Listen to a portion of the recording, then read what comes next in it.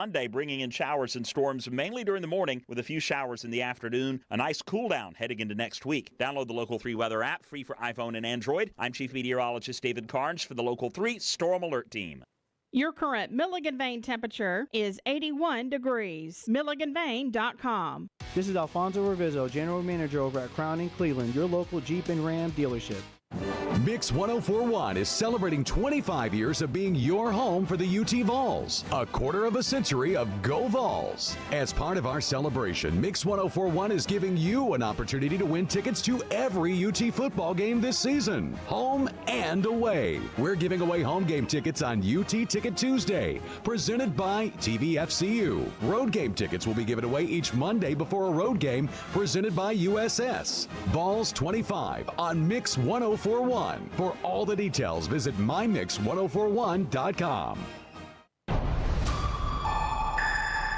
ESPN Cleveland 1013 is powered by Duracell. You're listening to Paul Feinbaum on ESPN Cleveland 1013. The Drive is coming up. The ESPN Cleveland 1013 lineup is supplied by Wholesale Supply Group. WholesaleSupply.us. Switching jobs is stressful. Switching schools is painful. But switching your insurance policies to Allstate, it really couldn't be easier. At Allstate, you can call one local agent who can assist you with all of your policies and make the paperwork simple. Here in Cleveland, Allstate agent George Gray can help you protect everything from your home, car, boat, and motorcycle to your RV, ATV, and more.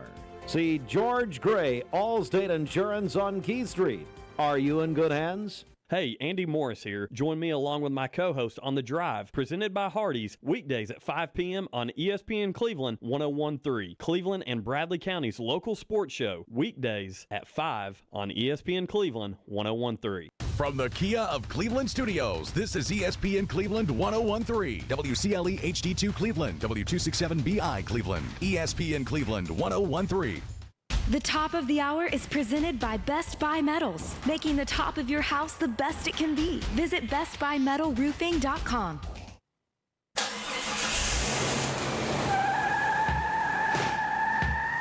It's time for The Drive on ESPN Cleveland 101.3, presented by Hardees. We will bring you nonstop sports news from the national and local scene and everything in between. So buckle up and join in on the conversation. It's The Drive. Don't take no slap. Got a thirst for killing. Drink your body.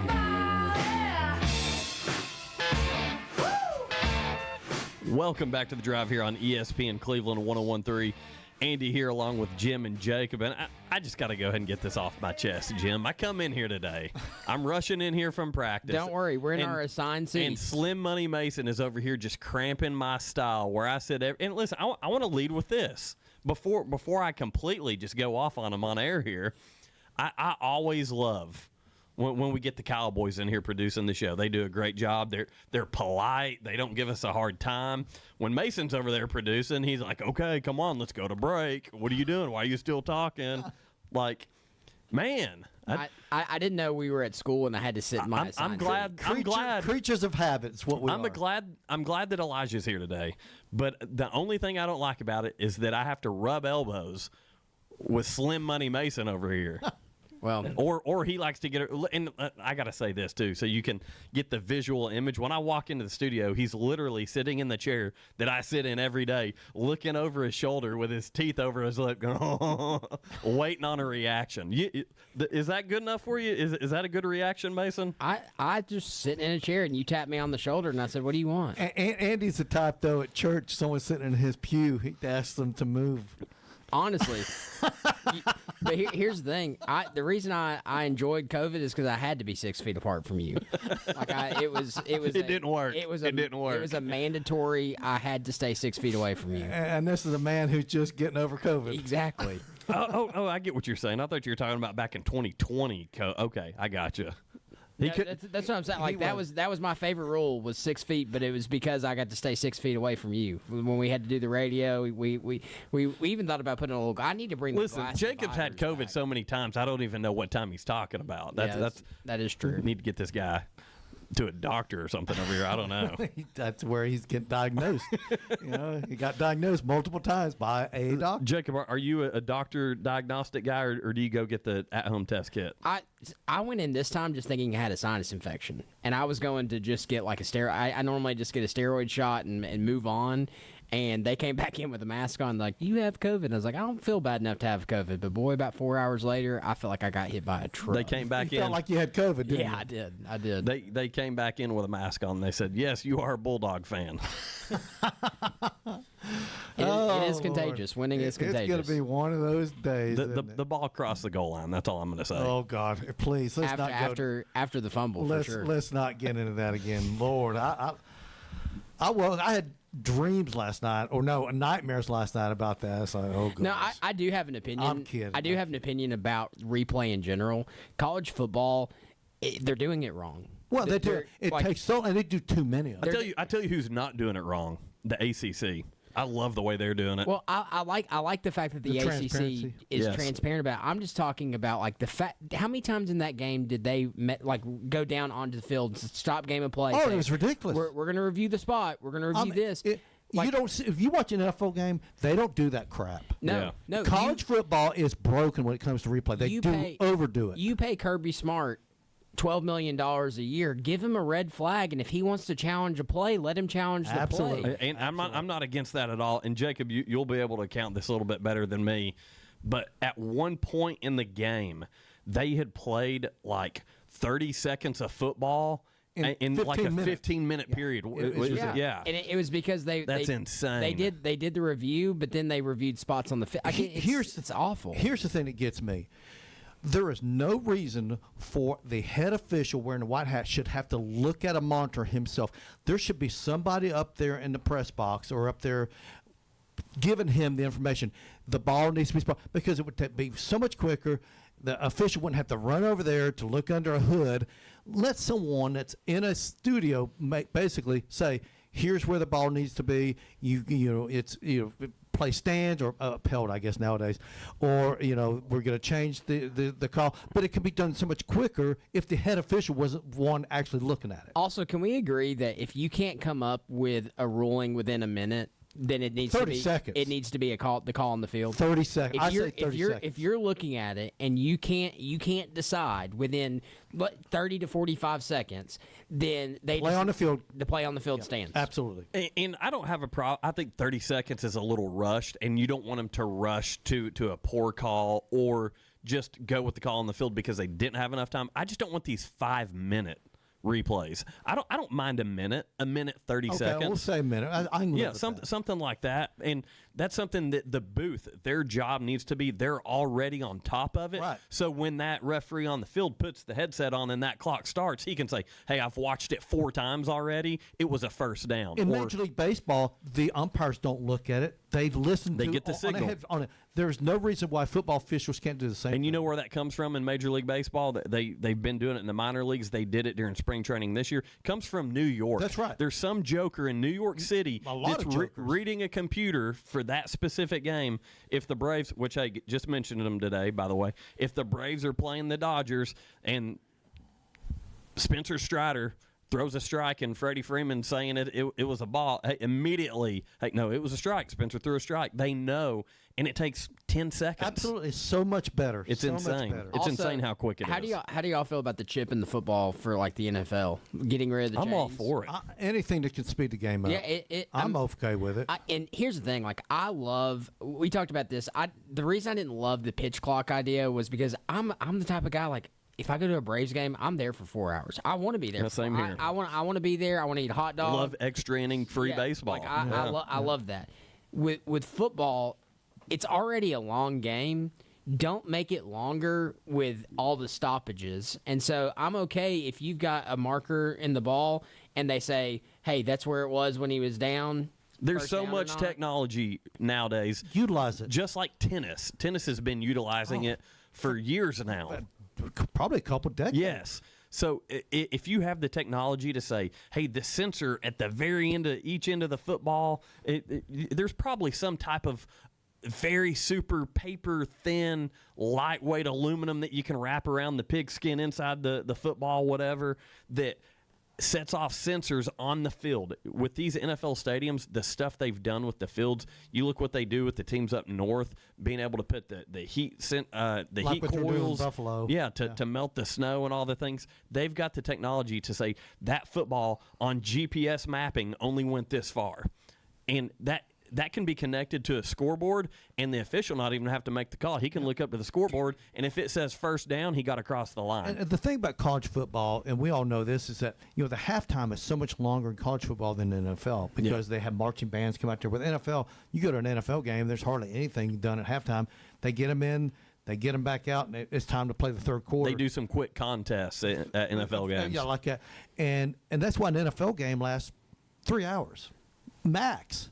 College game 3.5, 3 hours and 40 minutes because of all the stuff that goes on. I understand the halftime stuff, but the replay is just mind-boggling how many stoppages there are and how long each stoppage takes. Well, I think we all agree that like refs shouldn't insert themselves in the game. They just need to be a part of the game. Like they need to uphold things. That's what I feel like the booth is doing with college football. Like I feel like they're inserting themselves into the game constantly, and it's stopping. It's slowing the game down, and it's making it worse. In my opinion. That's how I feel with Mason with my life. It's whatever. Asserting himself. Back off, dude. Get out of my seat. Get off my lawn. Yeah, get out of my lane, right? Yeah. Again, I'm so sorry. I didn't know we had assigned seats here at the drive.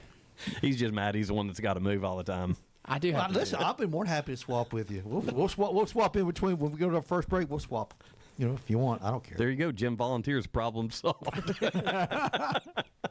Listen, we like to have fun. Mason warmed my chair up for me. Thanks, Jacob. I'm going to be nice now. Thank you, Jacob. Yeah, right. That's so sweet of you. You little sweetheart. Hey, All right, listen. let's get to some sports now. So, listen, we got to talk about some more college stuff. This has been reported by many sporting sites. Yahoo Sports is the one I'm looking at right now. Florida head coach Billy Napier could be fired as soon as this weekend, and originally that was per USA Today.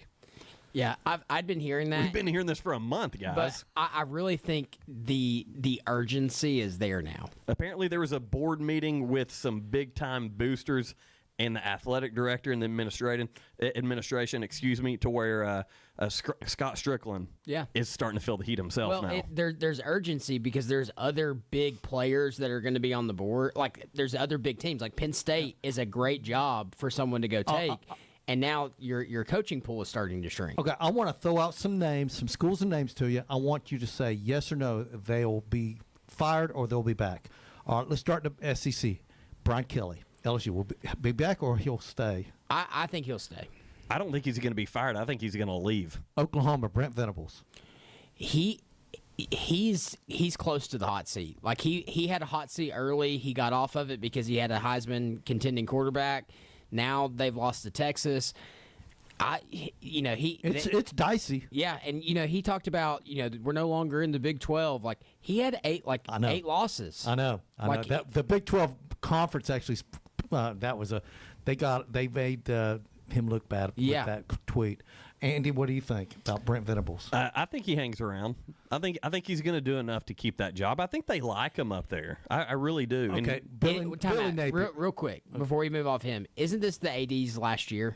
Well, yeah, he's not going out firing him. I agree. It'll be the new AD that if it happens. Yeah. Okay, Billy Napier. I think we all know where that's going. Yeah, I think he's gone. He's all but gone. I would love for him to stay. Listen, shout out to our friends who sponsor the show, Hardees. Billy Napier might be looking for a job here pretty soon. Okay. Hey, Duracell's hiring. Duracell's hiring That's right. too. Hey, they got an event coming up this weekend.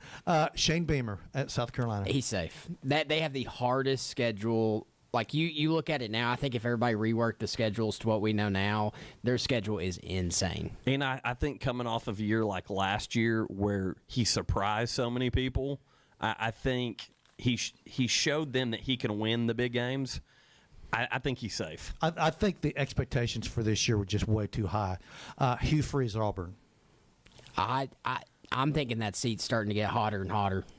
I mean, the AD's comments where he basically said, well, I expect my car to start, but, if it doesn't start multiple times, then we've got an issue. You're going to learn a lot about Hugh Freeze and his job this weekend. They're at home hosting Missouri, number 16 Missouri. I think Missouri's the real deal. I think they're legitimate. Missouri's first road game of the year. Hey, and Can you believe that? Man, that's crazy. Missouri's gotten a lot of coaches fired. Some Tennessee ones as well. So I think that's legitimate. I think Hugh Freeze is hot seat. Okay, last one for the SEC. Mark Stoops.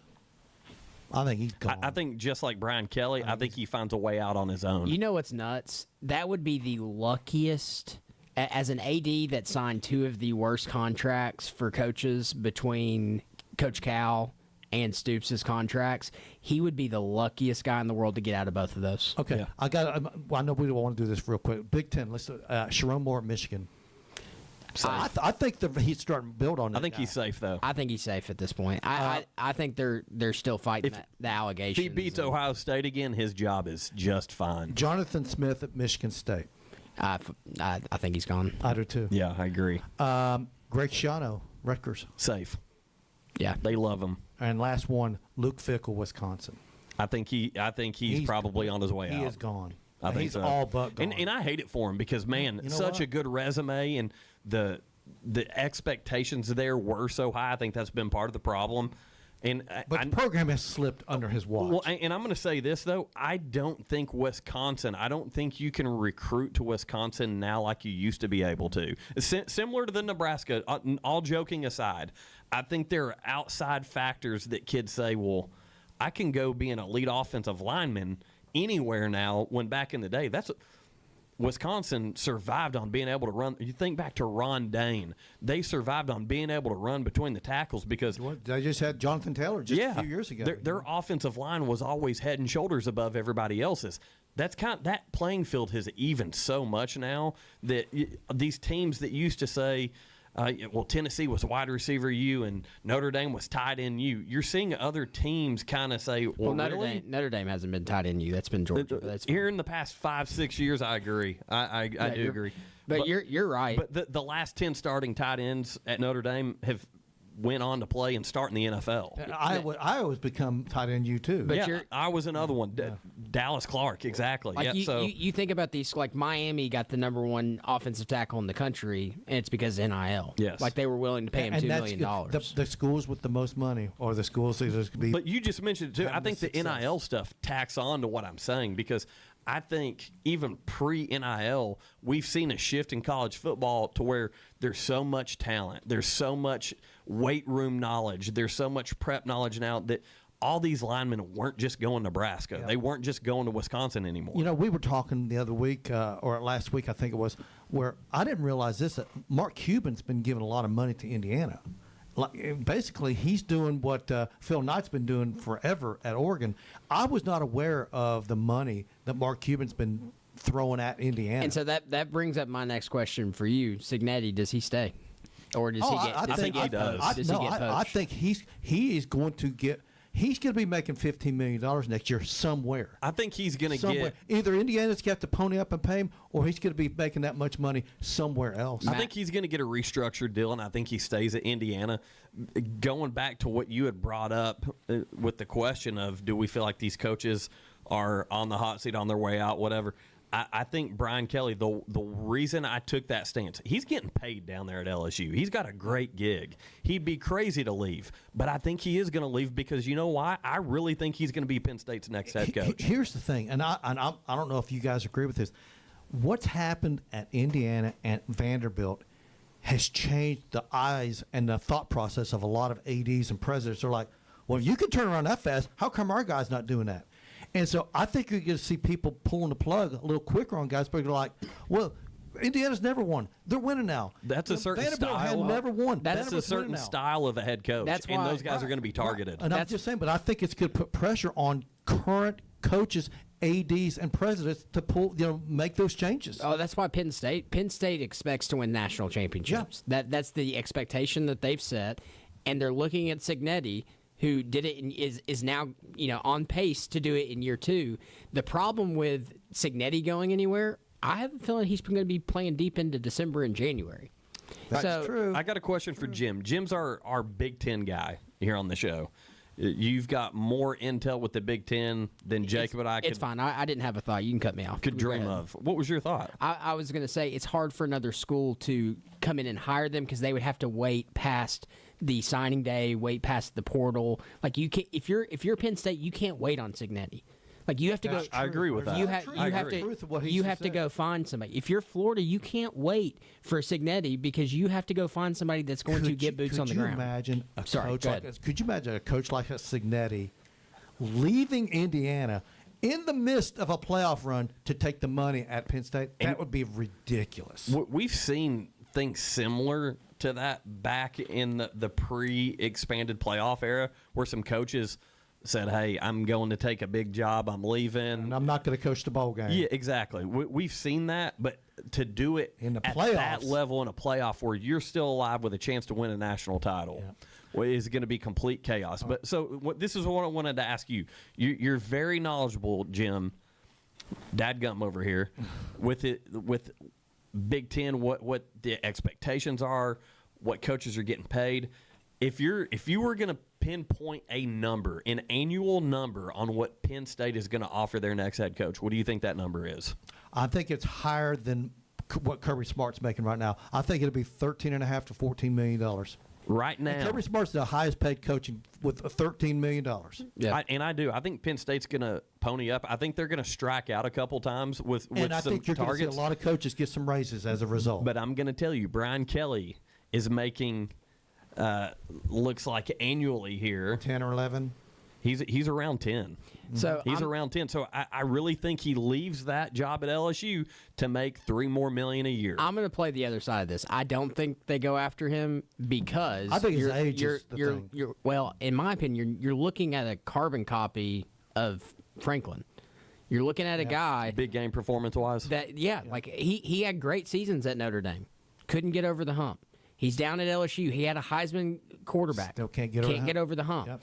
And that's what the argument's going to be this year is they finally have a defense to do it. They've got a good offense, but now they can't run. And that's always been Lincoln something. Riley's. That's a lot of people said that about him. He can't win the big game. Yeah, there's always something wrong with his program. Like he fixes that and then negates something. Like they have zero run game this year. They're not going to make a run in the playoffs because they can't run the football. There are underdog guys at Vanderbilt.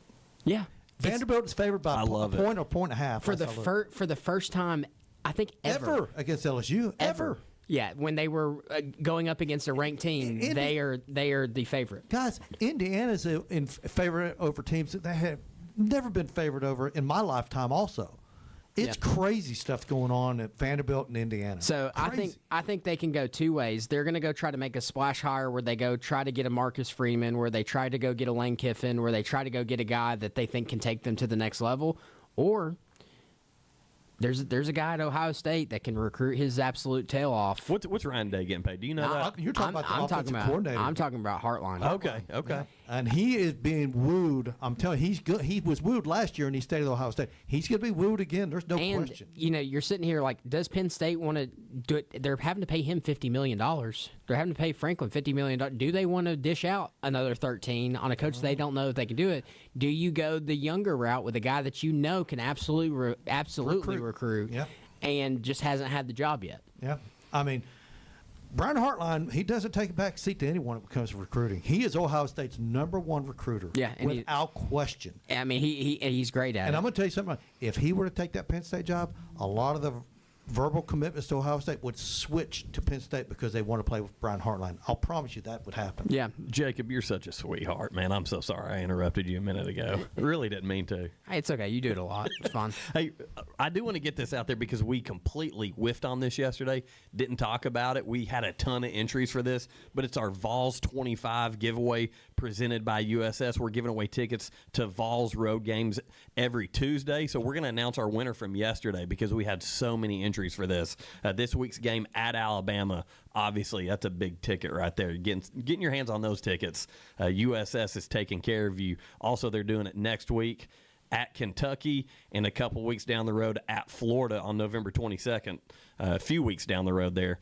You can register on the ESPN Cleveland 1013 Facebook page. But yesterday's winner was Karen Thomas. So congratulations to Karen Thomas. You are the winner of the Vols 25 ticket giveaway presented by USS. Hey, I offered to resign if I won those tickets, and Steve wouldn't let me. So I'm still ineligible. There you go. Hey, with that, we've been plugging these 20-minute opening segments, just bashing Billy Napier and joking with Mason about his attendance. Listen, he's not getting a gold star for his attendance on the show. Brother, I came in. Keeping receipts, though. I came in 2 days after 2 different eye surgeries. That's true. He hit his head on a microphone. We did some shows. We did some shows in the dark. Yes. Did we not? We did. We did. I miss very rarely, unless I have another commitment. Only the coaches show, which we'll talk to Drew Akins about that next Tuesday. Hey, you're listening to The Drive on ESPN Cleveland.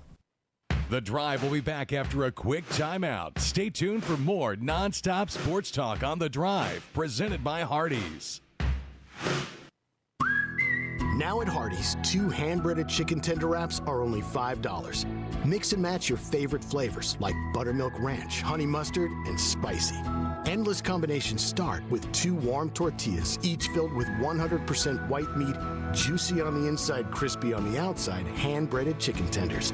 Any 2 wraps, now just $5. Hardees, goodness in the making. These items only. Price and participation may vary. Tax not included. Visit restaurant for details.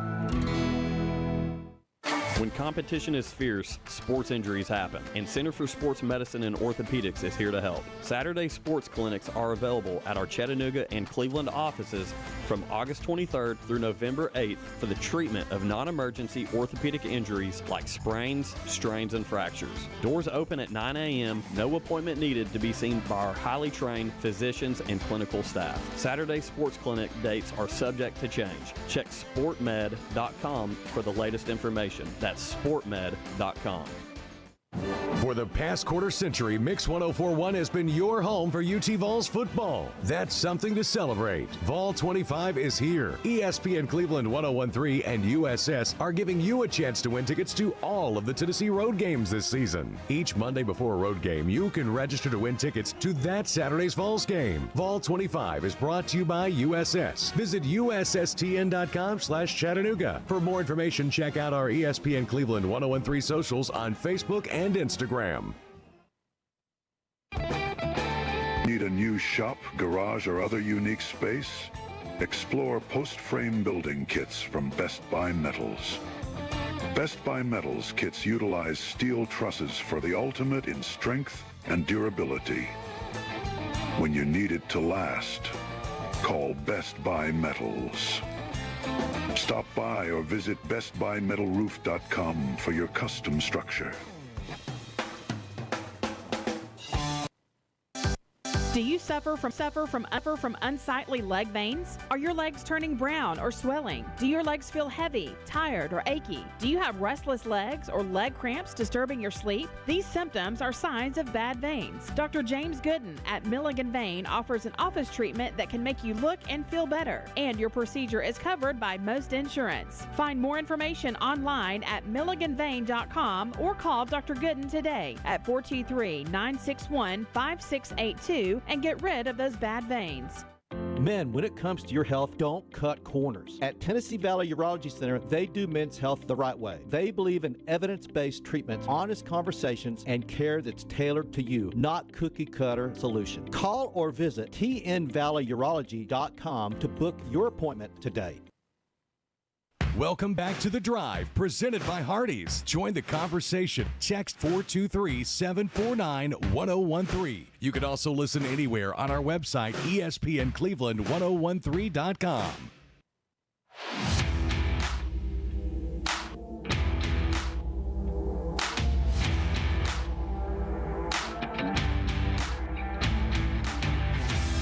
Duracell in Cleveland is now hiring mechanical skilled technicians $22 to $27 per hour. Excellent benefits beginning day one: medical, dental, vision insurance, paid vacation, holiday pay, 401k, tuition reimbursement, and more. Apply now at Duracell.com. That's Duracell.com. Yeah, welcome back to The Drive. Jim, Jacob, and once again, I'm Andy here with you guys. Excited to be talking a little college football at the moment. We're going to get into some Major League Baseball and the postseason that's going on here shortly as well. But I want to talk about the Tennessee Volunteers for a second. They are They've moved up to number 11. We talked Monday, Jim. Maybe it was Tuesday, where we contender pretender with Tennessee. That was yesterday. Was that yesterday? Okay. Yesterday. Days are running together. That's terrible. Terrible by me. Dock my pay for that one. But they're a team that you're about to learn a lot about. Yep. Ranked number 11, had some defensive struggles last week in that 34-31 home win over Arkansas, a team that I honestly thought they're going to win that game by for sure 2 touchdowns, if not way worse than that. I did not expect that performance from their defense because I've got faith in their ability to improve defensively, but they've yet to show us anything. Yeah, they haven't proved anything this year as far as that goes, defensively. Offensively, they're as good as there is. I think so, too. Yeah, I like Tennessee's coaching. I like their offense. I like their quarterback. I think their quarterback is able to shake off mistakes better than most people in the country. They've got great wide receivers. They've got great wide receivers. It scares me for them a little bit. I think this will be a competitive game for a while, but it scares me because I genuinely think Ty Simpson is one of the best throwers of the football in college. He's pretty good now. And Tennessee's defense, the secondary is suspect. And, of course, what Jacob's talking about, head coach Josh Heupel and the number 11 Volunteers, 5-1 so far. They're traveling down to Tuscaloosa, taking on the number 6 Alabama Crimson Tide. They're 5-1. Kickoff at 7:30 on Mix 104.1 this Saturday.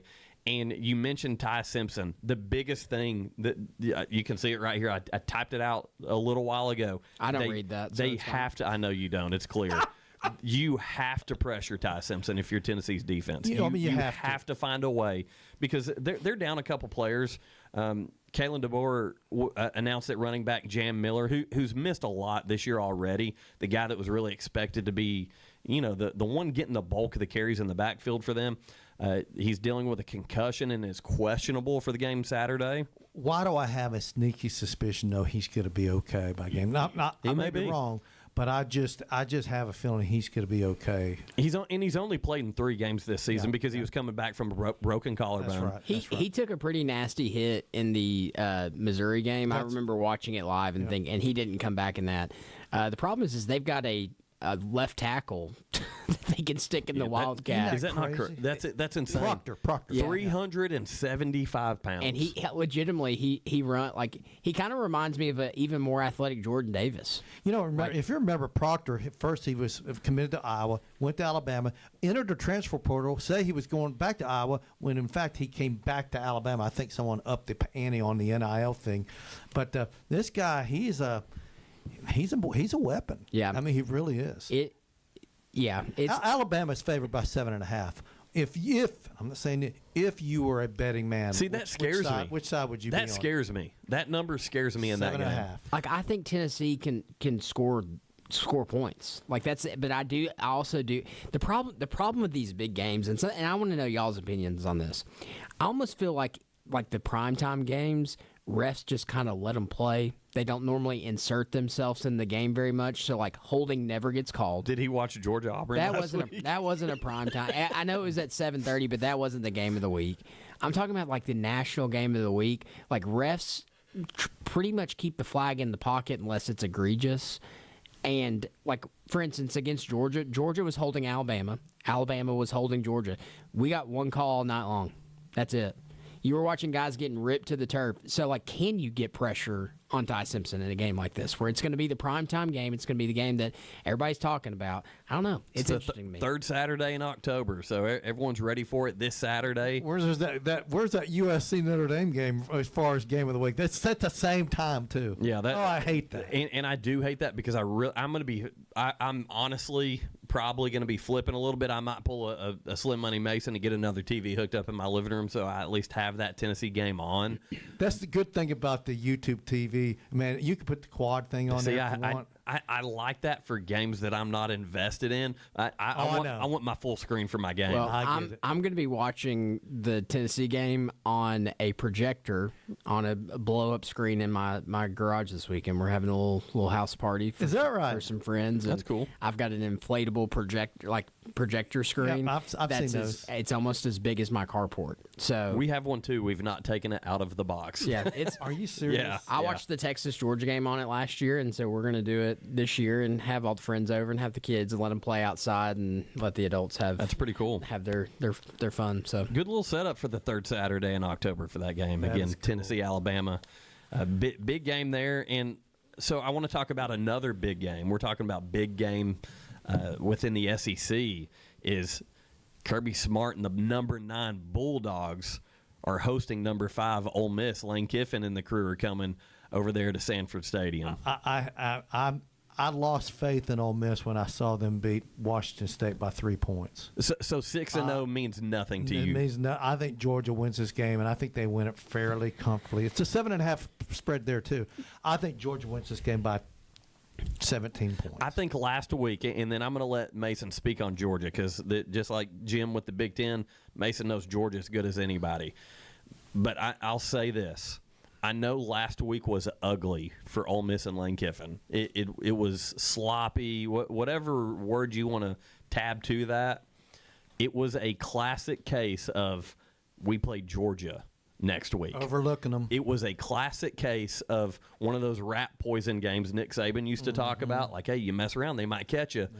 Yep. They have been so locked into their preparation, probably as a coaching staff. They've probably not bled that onto their players a whole lot, obviously, but they've been so locked into their preparation for this Georgia game that I really do think it's going to be a fun game. I think it's going to be a competitive game. I think Lane Kiffin's going to say, what did this idiot Hugh Freeze do to lose this game? We're going to make sure we don't do that.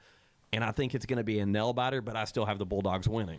Yeah, the difference between Auburn and Ole Miss, I think, is the line of scrimmage. I think this is a game that Georgia can dominate the line of scrimmage. And Georgia's at home. And they should dominate the line of scrimmage. If we don't, I think that's a problem. Something also that's interesting about this game is both set of quarterbacks are halfway through the season have only thrown one interception. They're both. It's going to come down to ball security and can Georgia control the line of scrimmage. If they can, I like Georgia by 14. Georgia won, 33 straight until they lost to Alabama? Yeah. They're not going to lose. They're not going to lose two games in the same season. We're on the same wavelength because I was going to say I do think it's going to be one heck of a game. I think Lane Kiffin and the Rebels. He's going to throw everything. Yeah, they're going to show up and give Georgia every bit that they can give them. But I think Ole Miss may lead at half. They won't. I think Georgia is intent on starting another home win streak. Yeah, I agree. Like I said, the thing that I saw with Ole Miss and Washington State, I was like, gosh, they should win. Washington beat Washington State by 35 points. Ole Miss beat Washington State by 3 points. Yeah, I'm with Andy. I think that was the case of looking ahead. I do. I absolutely do. And again, you can attribute that to Georgia. They've earned that respect from people across the country. Yeah. So I do think that it's going to be a Georgia win, but I think it's going to be one of the better games that we watch this college football season. That's my expectation for that one. Another one that I can kind of put in that same regard is that Missouri at Auburn game. I think Missouri is looking to go deliver the death blow to Hugh Freeze and possibly his job down there. I mean, Missouri, they are really good. Alabama beat them, of course, this past week. But, we don't know what kind of team Missouri is when they have to play back-to-back games, especially now they're going on the road. How do you go to mid-October and haven't played a road game? That's insane to me. It is insane. They played their first 6 games all in Columbia. But, man, Auburn, they deserve a break somehow.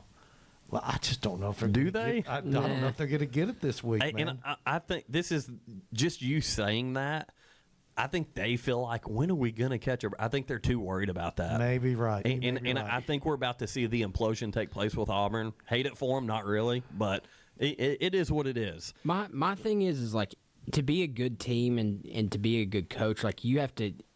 embed into your players, control the controllables. Yeah, like yeah, that's true. those are not controllables. What the refs call, what the play, like that's not a controllable. You have to be so focused that you're on to the next play.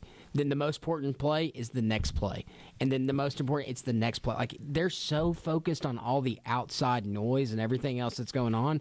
They're probably going to go in, and Missouri's probably going to beat their teeth in. I think you hit the nail on the head with that, because when I look back over the makeup of the last couple seasons of college football, that's what James Franklin struggled with at Penn State. He was too worried about other crap instead of controlling what he can control and worrying about his team. You look at the slip up against Michigan that Ryan Day had.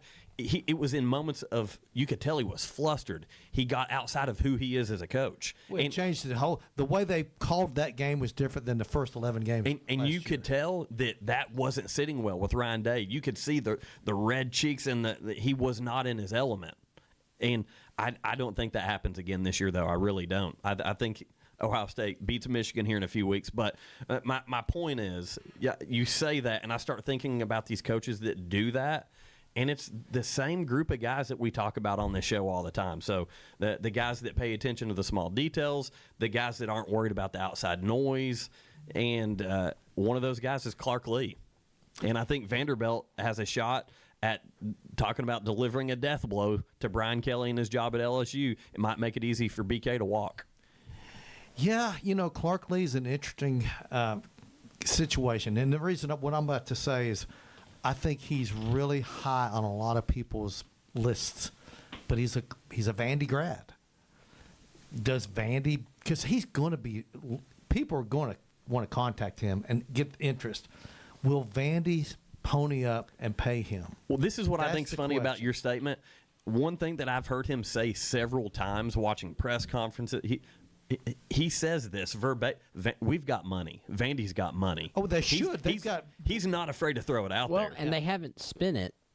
Like the school hasn't spent it on football until recently. Indiana, the same thing. That's why I said Mark Cuban has never funneled money into that school until just recently. And maybe some of these, listen, Vanderbilt's a prestigious school with a lot of millionaires that have graduated from there. If they want to say, a lot of people like to thump their chest and say, "Look what my school's doing." Yeah, and maybe they'll pony up and look. I'd love to see Vanderbilt become a power, if you will, or a very just competitive a contender team on an every year basis. Do y'all like the parody? Do y'all like the parody? I love it because of NIL. Because I kind of do. It feels icky to me, like talking about we're talking about Vandy's got money. A little dirty. Yeah, it does. Yeah. And we're sitting here like. Texas Tech is a player. Tech's a great example. They're a player because of money. Indiana is a player because of money. I don't necessarily love that. Oklahoma State's not a player because the money man, what's the guy's Pickens? Yeah, Boone Pickens passed away, so there's no one funneling money into that program that used to. And here's the thing: Phil Knight, he's up there in years. What happens when he passes? Does he have errors or something like that? I think you've got to believe. Does that continue? I think you've got to believe he's got some stuff in place for that very scenario. But you're right. The schools that have the big money donors and the alumni that are willing to fork over, those are the big. You may see some new blood. We talk about the blue bloods. Yeah. Now we got new blood. So last one I got for you guys. Obviously, I'm really excited about this game.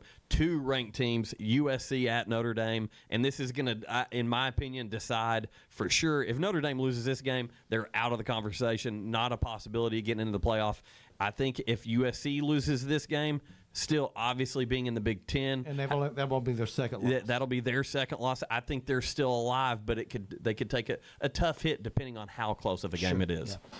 I love this game because Notre Dame's playing really, really good right now.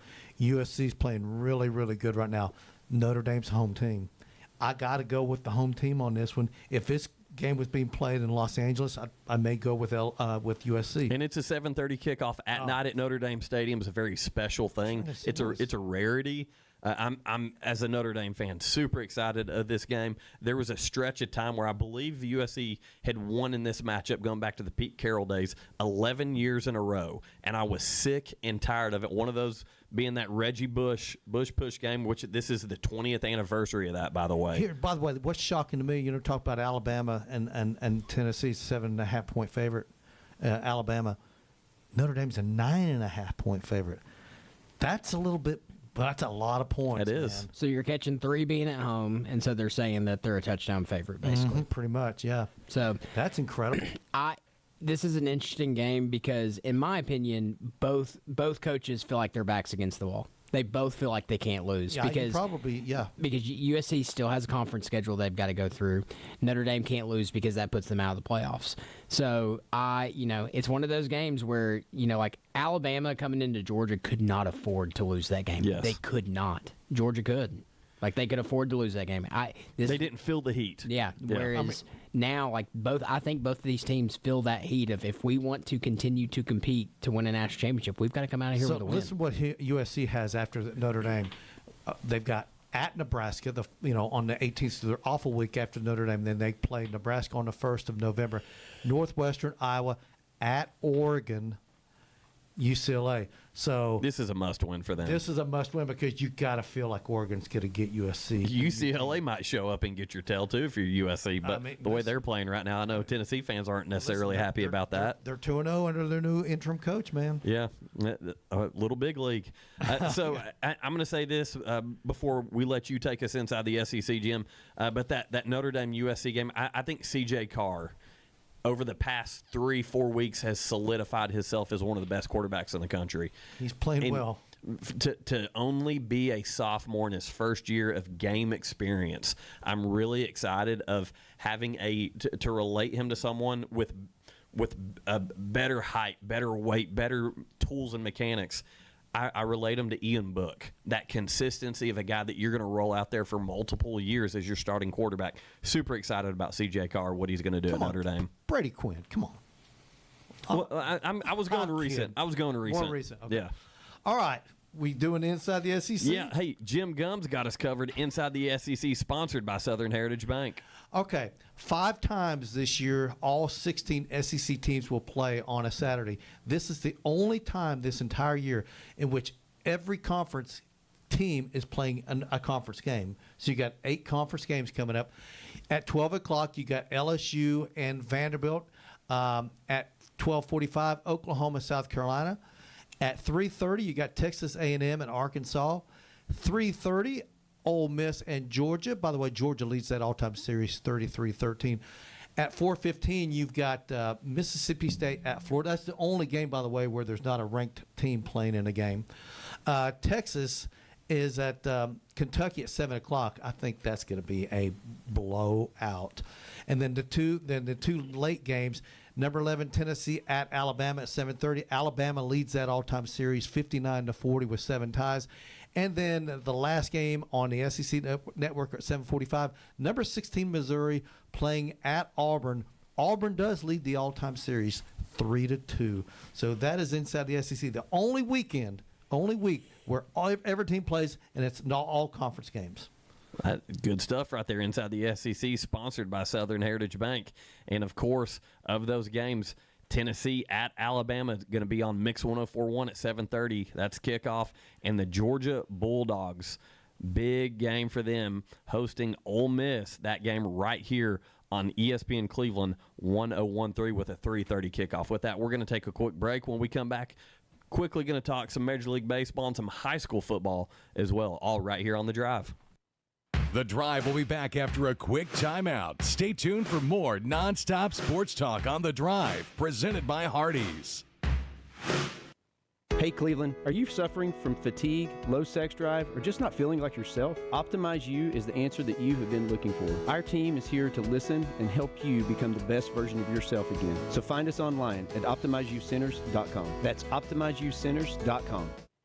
Come to Don Ledford GMC in Cleveland during October's Fall Trade-Up event and receive up to 20% in savings on our GMC trucks and SUVs. Listen to this fantastic deal. You get 20% in savings on stock number 250586, a 2025 GMC Sierra 1500 Crew Cab, Elevation Series, 4-wheel drive that has an MSRP of $58,825 for only $46,997. Once again, that is 20% off, a savings of $11,828. Now that's That's a great deal on a great truck. And hey, we have special finance and leasing options available, as well as first payments not due till 2026. So come in today and save big at Don Ledford GMC. We're at 4595 North Lee Highway in Cleveland, or go to donledford.com for details and a trade assistance coupon. Don Ledford GMC, where we say yes. GMC, we are professional grade. Stock number 250586. Price includes all qualifying rebates and is plus tax, tag, and title, and dealer fee of $649. Must take delivery by October 31st, 2025.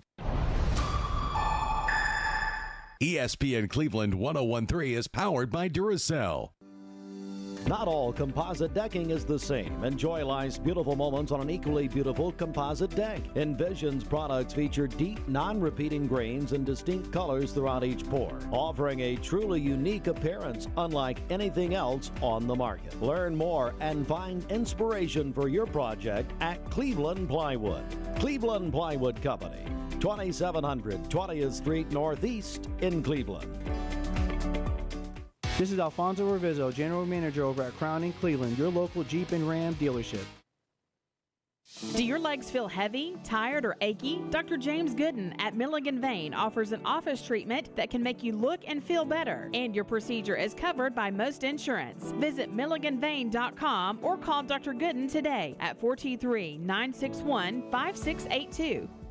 The absolute best deals are located at Deal Days. Everything in the store is $7 on Saturday and Sunday, $5 on Monday, $3 on Tuesday, and $1 on Wednesday. Located next to Planet Fitness on APD 40. Other locations are in Chatsworth, Calhoun, and Cartersville. That's Deal Days. Welcome back to The Drive, presented by Hardees. Join the conversation. Text 423-749-1013. You can also listen anywhere on our website, ESPNCleveland1013.com.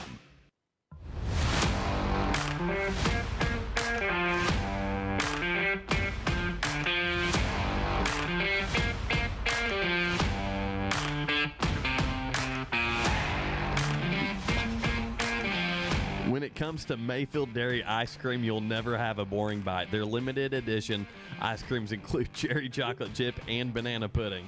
They're inspired by traditional Southern recipes and seasonal favorites. Pick some up today at your local grocery store and visit Mayfield online at mayfielddairy.com. I just pulled an Andy. No doubt. Had me laughing coming in from the break. Talking Mayfield, we're going to go ahead and do some Major League Baseball coverage right here on The Drive, brought to you by Mayfield Dairy. Big news today, Alex Bregman opts out of his contract with the Boston Red Sox. And this is a guy who, let's be honest, can play. He's been playing some third base for the Red Sox. He can play shortstop as well too. If you're the Atlanta Braves, man, you got to be paying attention a little bit, just a little bit. I know he's getting older, but he might be able to make that move over to shortstop. And I know that Atlanta's got a Gold Glove type player at shortstop. He's out. You got to get someone that can. He's gone. The writing's been on the wall with that. Nick Allen's out. Brother, that can hit the ball. Here's the thing: hitters play. That's right. Like hit in baseball, hitting is the name of the game. Like you can get over an error. If you can't hit the baseball, you're in trouble. Yeah, Jim just mentioned it. The Braves first baseman Matt Olson, but shortstop Nick Allen also named a Gold Glove Award finalist. So both those guys at their respected positions, Matt Olson up first and Nick Allen at shortstop, up to win a Gold Glove. Meaning when you're a finalist for that award, you're in the final three. So that's right. Big deal for those guys. Hated to see Michael Harris not in that mix at center field, but he missed some time this year, and his offensive struggles, even though it doesn't make a whole lot of sense to me, guys that struggle offensively don't always get considered for those Gold Gloves. It's wrong, but that's factual. You're correct on that. And some other big news in Major League Baseball, former Toronto Blue Jays manager from 04 to 08, and this past season was the bench coach for the New York Mets, John Gibbons, has been in the mix for the manager job there for the Braves. And right now, and this kind of blew my mind when I saw this. I feel like someone knows something we don't know. But Bet Online has him at 1-to-1 odds favorite. So he's the betting favorite then. He is. Interesting. And per Kelly Kroll, if you remember her, she used to be prior to FanDuel, back when it was Bally Sports, she was the sideline reporter for the Braves there for a while. She's with 680 The Fan now. But she said that Mark DeRosa and David Ross for sure have not been contacted by the Atlanta Braves or Alex Anthopoulos Well, yet. obviously, if they haven't been contacted, then the betting averages are going to be against them. Once they have those negotiations, or not negotiations, but those interviews, I think you may see those odds change a little bit. So we'll have to wait till those guys are officially interviewed before, and then get the stats and see who's the favorite. Yeah, so behind the announcement of John Gibbons there by Bet Online, they've got David Ross, Walt Weiss, Mark DeRosa, and Ryan Flaherty in that order. Going to throw this one out there a little bit further down the list. Tony Vitello at 16-1. I don't see that happening. He's not leaving. I don't think you're going to see a major league team hire a college guy. I could be wrong. I just don't see it. I think you're exactly right, or else we would have seen Tim Corbin already managing a team in Major League Baseball. Tim Corbin's the head coach for Vanderbilt. Guy is one of the most brilliant baseball minds in college baseball, and he does a lot of work with MLB Network. He's not entertained any jobs, nor have any clubs entertained hiring him. The only way I could see a college coach being hired away is if he had some prior coaching at the major league level, took a college job, did great there, and they're like, yeah, this guy knows what he's doing. You know, a guy that has never been at the major leagues or in even professional baseball, I wouldn't risk it. Isn't that weird though? Like, baseball to me is one of those games that, like, a diamond's a diamond. Yeah, I know. You're and right. the strategy's the strategy, and like all of that, and there's no breakthrough. I get it. Like every young baseball player is, I just want to make it to the league. I want to make it to the league, and they fight their way through AAA and all those places. And then when they finally make that accomplishment, it's huge. And I'm sure coaching's probably the same way. But you just don't see that, and it's weird to me because like the same baseball I play on the diamond over there at Lee University and coach on the diamond is the same baseball that they're playing in the major leagues. It's just guys throw it harder and hit it further. Here's what I'm wondering, because there's so much parity in professional baseball, and that includes the minor leagues too, where both teams, the differences between the two are pretty darn close. Where in college baseball, you've got significant talent advantages where that just doesn't exist at the minor league, especially the major league level. I mean, like we said this, every team wins 50, every team loses 50. It's the difference between those 62. So even the worst teams are going to win 50 games minimum. And the best teams are going to lose 50 games minimum. So there's a lot of parity in Major League Baseball. I mean, when you watch a series, you don't see a ton of sweeps. Team wins 2 out of 3. You're only as good as the next day's pitching. Tell you what, we might be seeing some sweeps here pretty soon. You know, I see it, but it's rare. It really is rare. The ALCS going on tonight, Game 3, Blue Jays at Mariners. First pitch at 8:08 p.m. Seattle currently leading the series 2-0. They were off last night, but big game there in Seattle tonight. And you threw out something here pretty neat earlier. I think it was before we went on air. Or during one of the breaks, that the road team has won every game so far in both ALCS and the NLCS. But I tell you what, I think the Mariners are just rolling in this series with the Blue Jays, and the Blue Jays got their backs against the wall. And then you go over to the NLCS. Game 2 took place last night. Dodgers beat the Brewers 5-1. Yamamoto, complete game, 3 hits, 1 run, and that's coming off Game 1 where Snell only allowed 1 hit. So the pitching for LA is crazy. But you know, you talk about that Blue Jays team, they absolutely annihilated the baseball earlier in the other series. So we know they can. But you know, who's starting for Seattle tonight? Is it Bieber for Toronto, and who's pitching for Seattle? I'm getting it for you right now. Anyway, but I know that they're capable of hitting that ball really good. So if Seattle wins tonight, then it's 2-1. Yeah, Shane Bieber tonight. Yeah, Shane Bieber. So, and who's pitching for George Kirby? Okay, so there's a chance. And then, listen, if they go down 3-0, then you can pretty much say it's done. Yeah, I but think if it's only 2-1, hey, you know, there's still an opportunity. Yeah, right now the Dodgers just out pitching the Brewers. They are off tonight. They're traveling to LA. LA winning both the first 2 games there in Milwaukee. Game 3 will be Thursday at 6:08. Tyler Glasnow on the mound for the for the Dodgers, that's a tough hill to climb. And then who are they starting after that, Jim Gum? Probably Ohtani. Shohei Ohtani is next Isn't in that line. crazy? So I feel like you could go ahead and write the Brewers off. One of the reasons I had them as one of my favorites to make the World Series is because of their pitching. They've ran into the Dodgers. Here's the thing. The Dodgers have great starting pitching, but if you get to their bullpen, they're extremely average there. But the fact is, we haven't had to see the Dodger bullpen that much because the starting pitching in the first 2 games has been outstanding. Yeah, real quick, going to get in some high school football presented by Food City. Got a big week this week for Cleveland. They're hosting Bearden at Benny Monroe Stadium, a battle of 2 teams seeking their first win.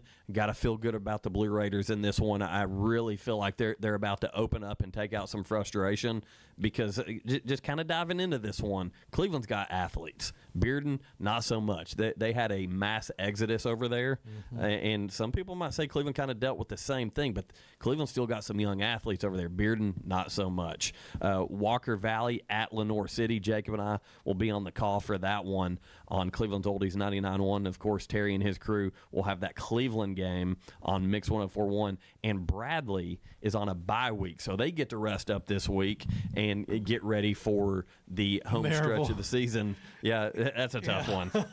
Yeah, coming back after that open date, going to Maryville. Yeah, that's a tough way to end. Yeah, hey, with that, we got to take off because the best NASCAR show, best radio show that NASCAR has to offer, Finish Line Radio, coming up next right here on ESPN Cleveland. Jacob, you got something to say? I'm good, man. Have a great day, everybody.